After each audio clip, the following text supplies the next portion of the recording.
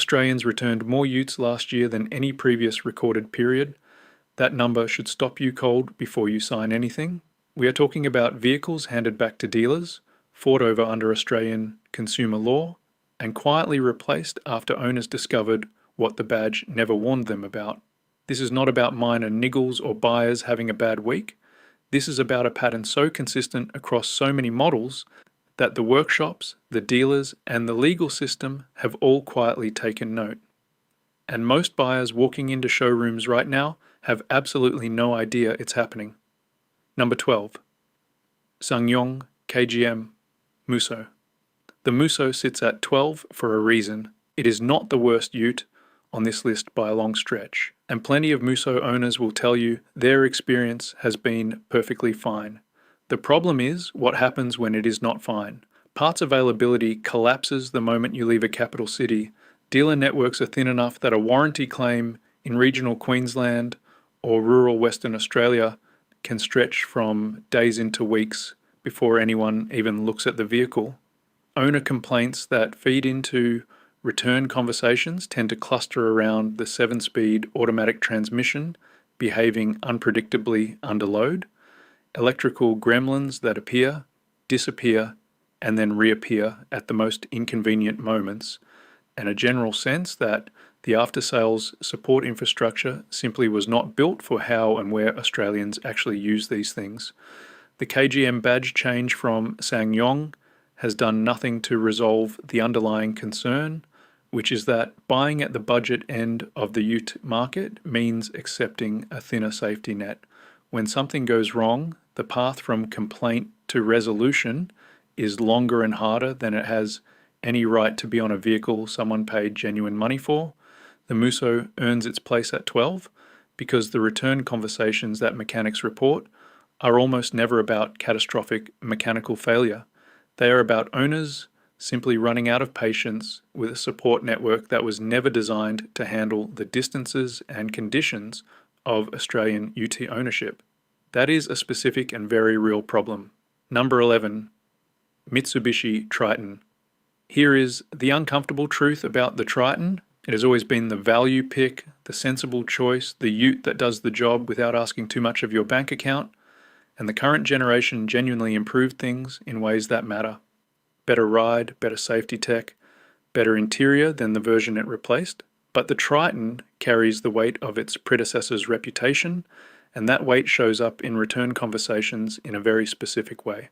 Owners who bought older generation Tritons and experienced tired drivetrains, transmission complaints at frustratingly low kilometers, and interiors that aged poorly relative to the competition, those owners are the cautionary tale that the newer buyers are now inheriting. A quick word before we go on. Most people spend thousands of dollars repairing cars long before they actually need to. Professional mechanics have known for decades that a handful of simple habits can make almost any vehicle last far longer. And I've gathered 101 of those insider secrets into a book called The Mechanic's Bible. I won't mention it again. If you'd like a copy, the link is in the description. The forums tell two completely different stories about the Triton. There are owners who have put 200,000 trouble-free kilometers on them and would buy another one tomorrow without hesitation, and there are owners who counted down the days to trade in from about the 60,000 kilometer mark onwards. The gap between those two groups is wider than it should be on a Ute that is supposed to be a reliable workhorse rather than a lottery ticket. When mechanics talk about Triton returns, they usually point to the drivetrain lottery problem. You either got a good one or you did not, and there was no reliable way to know which before the kilometers started adding up. That uncertainty is exactly what drives return conversations, and it is why the Triton sits at 11. Number 10, LDV T60. The T60 genuinely upsets me every time it comes up. Not because it is a bad-looking Ute. It is actually a reasonably presentable thing to park in the driveway. What upsets me is that a significant number of the people who bought one did so because they were working hard, watching their budget carefully, and needed a Ute that would earn its keep without costing the earth. Those buyers deserved better. Start with the throttle response issue, because this is the one that generates the most alarming owner accounts. Multiple T60 owners across Australian owner forums have described pressing the accelerator and experiencing a delay of several seconds before the vehicle actually moves. Not a slight hesitation, an actual pause while the ute sits there, deciding whether it feels like cooperating today, then it lurches forward on a road or in traffic that is genuinely dangerous. Rust on 2-year-old T60s, forced LDV into public acknowledgement. We are not talking about surface corrosion on a vehicle that spent its life in a salt marsh. We are talking about structural rust appearing on vehicles that have lived ordinary Australian lives. A ute that rusts from underneath you is not a bargain. It is a liability with a tow bar bolted to it. Add transmission dropping into limp mode, electrical faults that appear specifically in wet weather, as if the electronics are personally afraid of rain, and LDV's too common response of they all do that, and you have a return pattern that is entirely predictable. These owners did not want to return their utes, they just ran out of other options. Number 9, GWM Cannon. The Cannon is genuinely hard to argue against on paper. It undercuts the mainstream competition by a meaningful amount.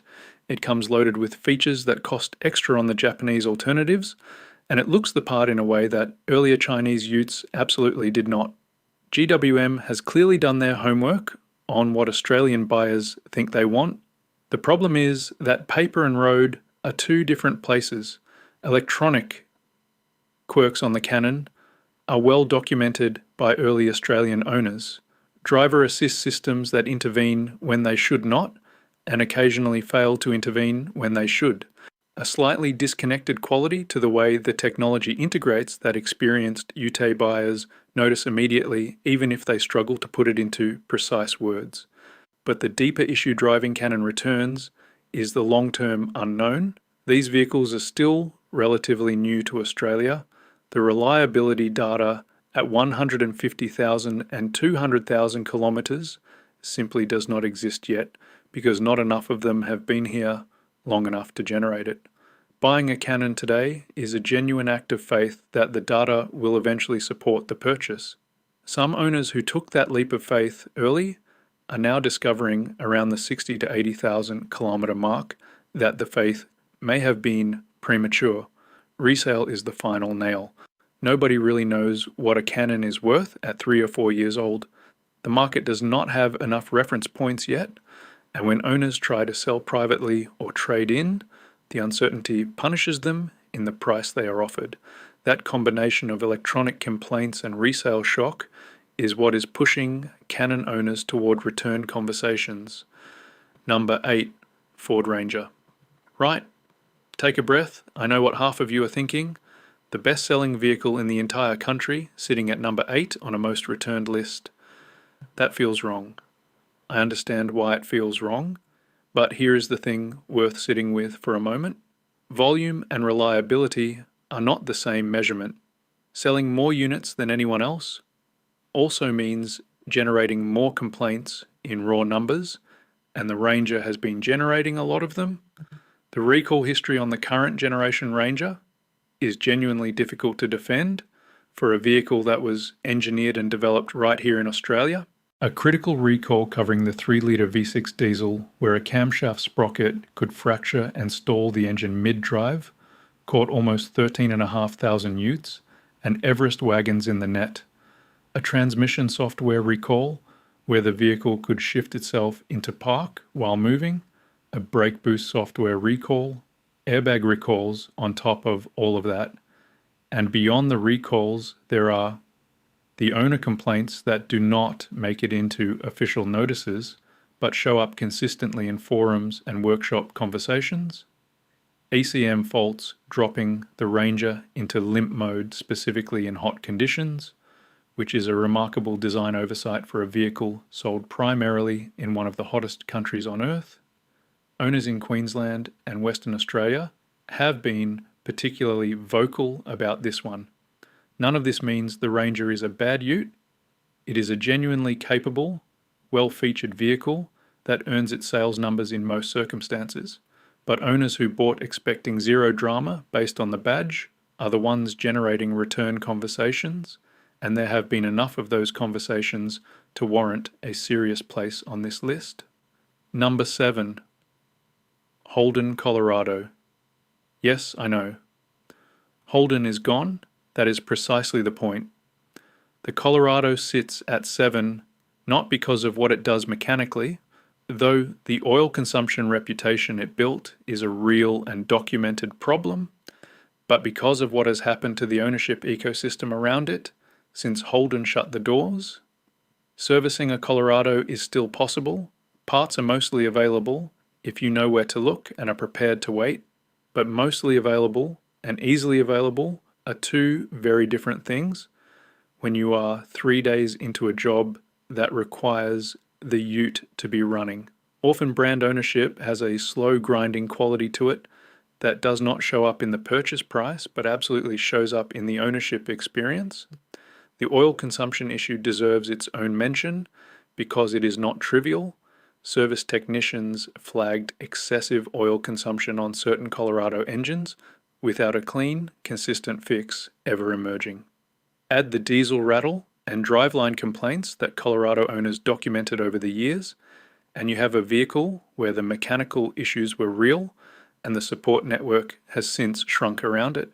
Return conversations on Colorados in 2026 are almost entirely driven by owners who bought used, did not fully understand the orphan brand situation, and then discovered it the hard way when something needed fixing and the path to fixing it was longer and more expensive than anything they had budgeted for. The vehicle did not get worse. The world around it simply stopped supporting it in the way it needs. Number 6. Nissan Navara. The Navara is a genuinely popular ute, and the ownership experience for many people has been straightforwardly positive. I want to say that clearly before I get into why it sits at 6, because Navara owners have a well-earned habit of defending their vehicles with considerable passion, sometimes in my comments section, with a great deal of enthusiasm. Fair enough. But the Navara cannot shake two specific reputations, and those reputations are what drive its return conversations. First, oil leaks. Engine and transmission oil leaks on certain Navara variants have been acknowledged at dealer level, even while the official line tends to describe them as not widespread. Owners who experience these leaks firsthand find that characterization somewhat unsatisfying, particularly when the vehicle is relatively new. Second, and this one really matters, on a ute that is specifically marketed as a load carrier, the rear leaf spring setup on certain models has generated persistent owner complaints about a sagging, drooping rear end that develops well before any reasonable definition of high mileage. A ute with a soft, saggy rear end is not doing the one thing a ute is fundamentally supposed to do, which is carry a load without complaining about it. The timing of when these issues tend to emerge is the other part of the story. Both the oil leak pattern and the rear spring complaints are disproportionately reported by owners who are just past the warranty period. That is not coincidence. That is a specific kind of engineering problem that has a name in the industry, and the name is not something the brochure ever mentions. Number 5. Jeep Gladiator. The Gladiator looks the way a ute should look. That is genuinely not in dispute. It has the Wrangler's face, serious off-road credentials on paper, and a visual presence that the Japanese alternatives simply cannot match. If utes were judged purely on how good they look sitting in a car park, the Gladiator would be considerably higher up a more flattering list. But then you have to drive it and maintain it and eventually try to get it repaired. The Pentester V6 engine fitted to Australian Gladiators has a documented and well-established habit of premature lifter and rocker arm wear. What this means in practice is that metal debris circulates through the engine oil, progressively destroying the camshaft from the inside out. Owners describe the engine developing a sound not unlike a diesel tractor before it finally gives up entirely. On a petrol engine, that sound is never a good sign. Then there is the death wobble. This is not dramatic language invented by upset owners online. This is a violent tank slapper style oscillation through the front end that occurs at speed, and has been documented widely enough that Jeep extended warranties to address it. Extended warranties do not get issued for problems that only affect a handful of vehicles. Battery drain issues add another layer of ownership pain, and the broader context makes everything worse. Jeep's Australian presence has been shrinking noticeably. A contracting dealer network means that repairs are harder to arrange, parts take longer, and the resale value of a vehicle backed by a retreating brand suffers accordingly. Gladiator owners trying to exit their ownership in 2026 are discovering that the market already knows what they know. Number 4. Isuzu D-Max. I need to be careful here because the D-Max has one of the strongest reputations of any ute in Australia, and that reputation is largely deserved. Tough, simple, reliable in a way that the more complicated modern alternatives often are not. The D-Max earned its following by doing the right things consistently over a long period. I am not here to torch that reputation unfairly, but bulletproof is not a real category. No vehicle is actually bulletproof, and the current generation D-Max has two specific issues that have generated enough owner complaints and workshop conversations to warrant its place at number 4 on a most returned list. The first is structural. Reports of cracking near the suspension tower area under the bonnet on certain current generation D-Max utes have been documented and investigated. Some owners may not even be aware they should be looking for this, because the cracks can develop gradually and the vehicle continues to drive normally for some time before the issue becomes obvious. On a ute that people use seriously, that is a meaningful structural concern. The second is the driver assist technology. The D-Max's safety systems have attracted persistent complaints about being overeager in ways that go beyond mere annoyance. False alarms, phantom braking events, and lane keep assist interventions in situations where the system clearly has not understood the environment correctly. On a work ute being driven on unsealed roads, job sites, and the kind of terrain that driver assist systems were never designed to interpret, that creates real problems in real situations. Great ute overall. But great overall still means checking carefully, still means asking questions, and still means understanding that the badge does not exempt any vehicle from the need for a proper pre-purchase inspection. Number 3, Volkswagen Amarok. The Amarok is one of the most genuinely pleasurable utes to drive in this country. That is not a controversial statement. The ride quality, the refinement, the way it handles a highway cruise compared to most of its Japanese competition, these are real advantages that real owners notice every single day. I understand completely why people buy them. The problem is that ownership and the purchase price are two separate financial events, and the Amarok treats them that way. Volkswagen ownership in Australia carries a well-established reputation for servicing and repair costs that sit materially above what Hilux or Ranger owners pay for equivalent work. Specialist labour, specific parts, diagnostic systems that reward dealer visits and punish anyone who tries to manage costs through an independent workshop.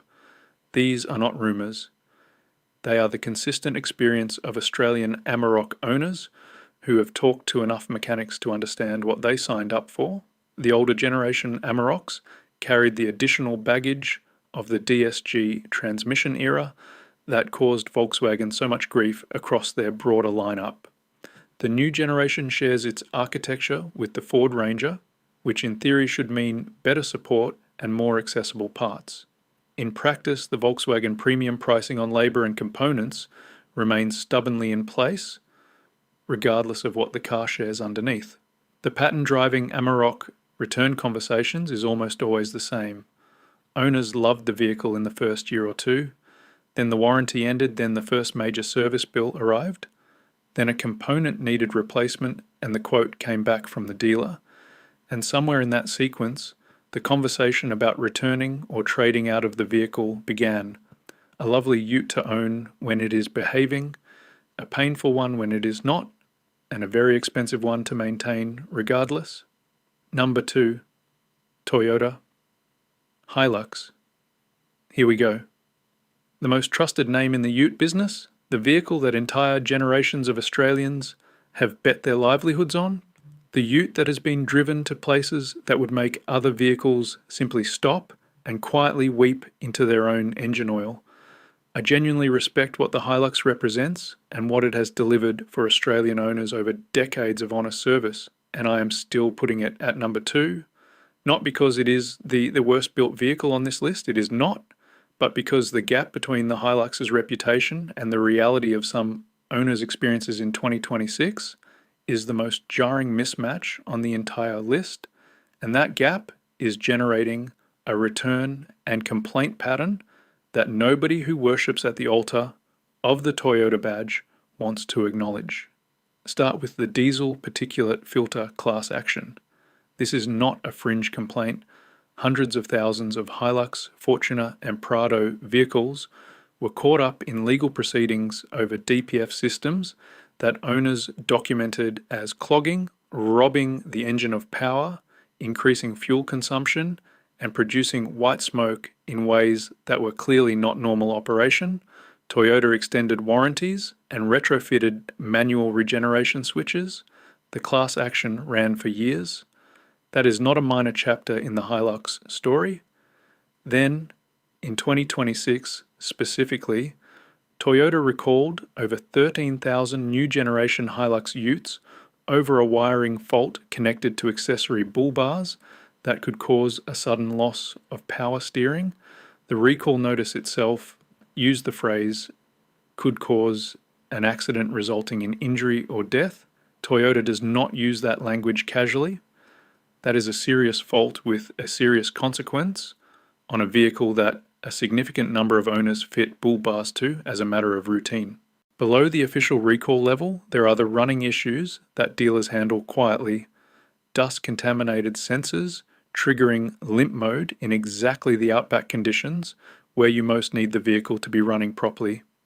Driveline thumps that appear and get managed but never quite fully resolved. These are the conversations that happen in forums and workshops but rarely make it into press releases. Here is the point that needs to be made plainly. Buying a Hilux on badge faith alone, assuming the reputation makes individual due diligence unnecessary, is precisely the thinking that leaves some owners completely blindsided when things go wrong. The owners who check every recall, who do the pre-purchase inspection, who ask the hard questions at the dealer, those owners are generally well served by the Hilux. The ones who assume the badge was enough are the ones generating the return conversations. Number 1. Tesla Cybertruck. I can already hear the comments forming. It is barely sold in Australia. You are just chasing clicks. Fair point on the volume. The Cybertruck is not a common sight in Australian driveways, and it is priced so far above the mainstream ute market that most buyers on this list will never seriously consider one. But the reason it sits at number 1 is not the volume of Australian returns, it is the extraordinary, almost philosophical gap between what this vehicle was sold as and what it actually is in practice. No vehicle on this list represents a larger distance between the promise and the reality. Cast your mind back to the launch. This was the truck that would not dent, the truck that was bulletproof, literally and figuratively, the truck that made every other ute on the market look like something from a previous century. Elon Musk stood on a stage and described it in terms that would have embarrassed a comic book character. The hype was not merely present, the hype was the entire product proposition. Then the recall started, an accelerator pedal recall where the pedal could jam at full throttle and refuse to return. Read that again, slowly. The accelerator pedal on the vehicle, marketed as the future of tough trucks, could stick wide open with no reliable way to release it. That is a recall that, on any conventional ute from any conventional manufacturer, would generate front page news and genuine national outrage. On the Cybertruck, it was processed as one item in a growing list. The Cybertruck's architecture relies on drive-by-wire and brake-by-wire systems in a way that conventional utes do not. Remove the mechanical connection between the driver's inputs and the vehicle's actual responses, and you are entirely dependent on the software working correctly every single time in every single condition. When the software has a moment, and Tesla software has documented moments, the truck can lose functions, refuse commands, or in the most extreme cases, simply brick itself entirely. A bricked Cybertruck is not like a flat battery. It is a very large, very expensive, entirely stationary piece of stainless steel that requires specialist intervention to recover. Speaking of the stainless steel, the panels that were supposed to demonstrate the truck's indestructibility have been documented as susceptible to surface staining, orange rust-like discoloration, and panel alignment issues that are frankly remarkable on a vehicle at this price point. When your headline design feature, the one thing that is supposed to make every other truck look old-fashioned, is staining in the driveway within a year of delivery, the product has a credibility problem that no software update can address. Owner reports of rattles emerging from panel joins, phantom software errors requiring hard resets, and the occasional full system failure during normal use complete the picture. For a vehicle that was specifically sold on the idea that it was tougher, more capable, and more advanced than anything else available, the Cybertruck's real-world experience has been a case study in what happens when marketing gets so far ahead of engineering that they stop being able to see each other. It sits at number 1 on this list, not because Australians are returning them in their thousands. The numbers are too small for that. It sits at number 1 because it represents the purest and most extreme version of the problem that every vehicle on this list has to some degree. The gap between what a vehicle promises and what it actually delivers. On the Cybertruck, that gap is so wide, you could park the other 11 Utes on this list inside it and still have room left over. So there they are. 12 Utes that Australians are returning, fighting over, complaining about, and quietly trading out of in 2026. From the Muso's thin support network, to the Triton's reliability lottery, to the T60's throttle drama and rust story, to the Cannon's unanswered long-term questions, to the Ranger's recall catalogue, to the Colorado's orphan brand spiral, to the Navara's warranty cliff complaints, to the Gladiator's death wobble and retreating brand, to the D-Max's structural concerns and overactive technology, to the Amarok's post-warranty bill shock, to the Hilux's badge faith trap, and all the way to the Cybertruck's extraordinary monument to the distance between promise and reality. Here is the pattern I want you to take away from this list. It is not a pattern about which country builds good Utes and which does not. It is not about which badge to trust and which to avoid forever. The pattern is simpler and more useful than that. The Utes that generate the most return conversations are almost always the ones where buyers did not ask enough questions before they signed, where the badge did the work instead of the due diligence, where the monthly repayment felt manageable without anyone calculating what a transmission replacement or a limp mode fault on the wrong road would cost on top. Every single vehicle on this list has owners who are perfectly happy with their purchase because they checked the recalls before they bought, because they got the independent pre-purchase inspection, because they asked the mechanic, not just the salesperson, and listened carefully to what came back. Before you buy any Ute in 2026, check the Federal Vehicle Recall Register. It is free, it is online, and it will tell you things the dealer brochure will not. Get a pre-purchase inspection from an independent mechanic, not the dealer's workshop. Join the owner forums for whatever vehicle you are considering, and read the threads that start with problems, not the threads that start with love mine. Ask the mechanic who will be servicing it what they actually think. Now I want to hear from you. Which Ute on this list have you owned, returned, complained about, or quietly driven past on a dealer lot because you already knew the story? And if you are currently sitting in one of these and nodding along with the growing realization that you recognize exactly what I am describing, the comments are open. Tell me the real story, the one the dealer never asked about, the one the brochure never mentioned. If this saved you from signing on the wrong Ute, do me a favor, hit like, hit subscribe, and I will see you in the next one. Drive safe, buy smarter, and always check the recalls first.